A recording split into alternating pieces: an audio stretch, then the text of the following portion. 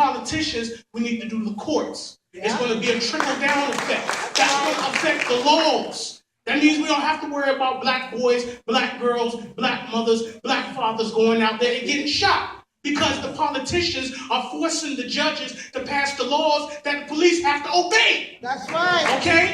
Number 4, the media. Can anybody in this room name 1, 2, or 5 black media companies? Own radio stations, own TV networks. I'm not talking about OWN. I'm not talking about the Aspire Network or TV One. I'm talking about networks that people watch.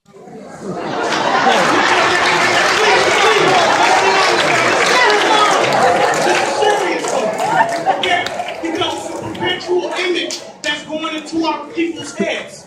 It's an image that's going into our children, our men, and our women's heads. We need to control our media. That's number 4. Then number 5, we control our education. Amen. Okay? Now, I'm at college.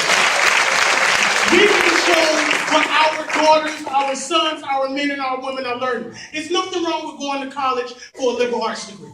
Okay? There's nothing wrong with going to college for a business administration. But if it's 500,000 people going for the same degree, what change can you make? That's right. What change can you make? See, these other nations, they make their children go for a doctor. They make their children go to school to be a nurse. Or they make their children go to school for an electrician.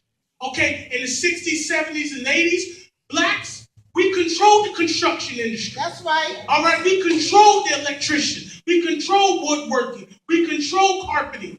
Now go to these vocational schools. There's nowhere to be found. Nowhere. Go to Brownsville. In these schools, you don't have those trades. But they come out of school with a law degree. But yet can't even get a decent trial and a conviction in their own courts. Now tell me it's got nothing wrong with that.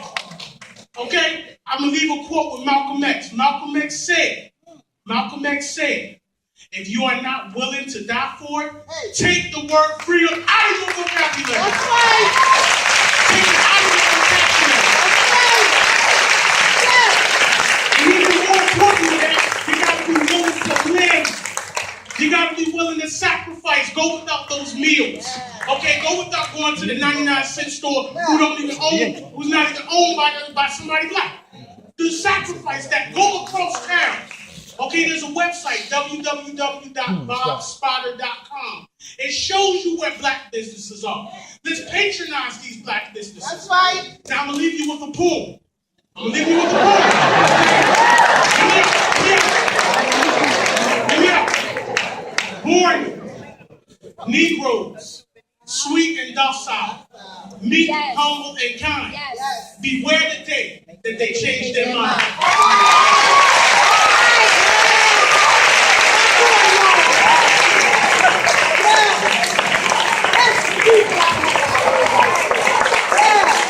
About this, and I am so too, just like my mother and father. I was talking to my mother while we were on the street and talking about what is the news doing to us. Like, all they're doing is talking about this, making us sadder about this. First it was Orlando, now it's Dallas. Dallas is one of my mom's hometown, and that's where my uncle and my grandmother is. And so I was talking about her. If you want to talk about it, why don't you just do it? And you need to do it, because it's not gonna help anything if you just talk about it, but you're not even gonna do anything about it. And the news is just making us sadder, and it's not doing anything. It's just not having a purpose of it. It's not getting to a real thing about it. And my dad just took me to this thing called a Black Girl Spectrum, and girls are not even getting the respect they need.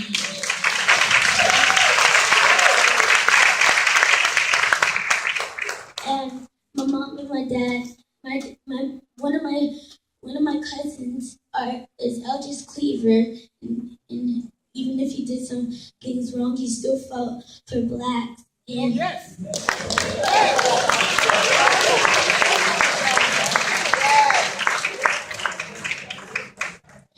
And Chicago has been having these bad attacks with black people, and that's where my mom is from.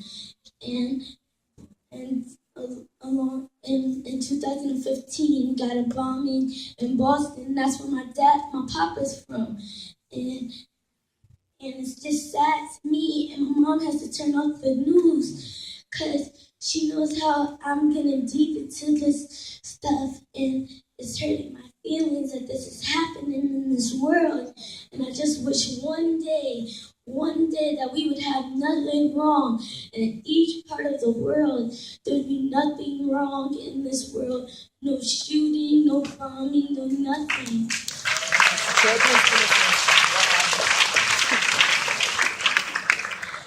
My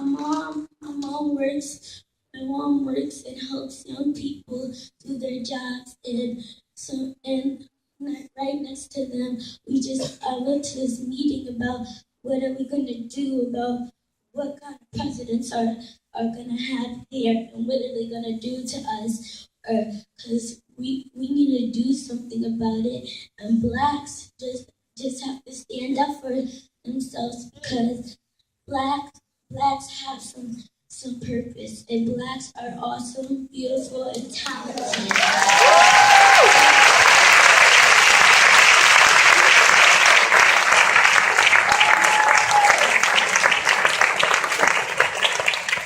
What shade of black are you? It doesn't matter. Anything doesn't matter.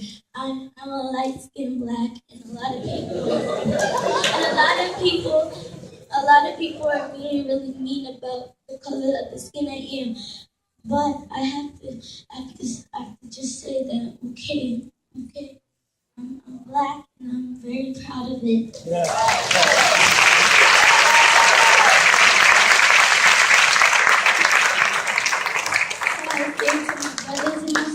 My brothers and my sisters from every place in the world, do the best you can in life, because I'm still learning, and I hope I do great.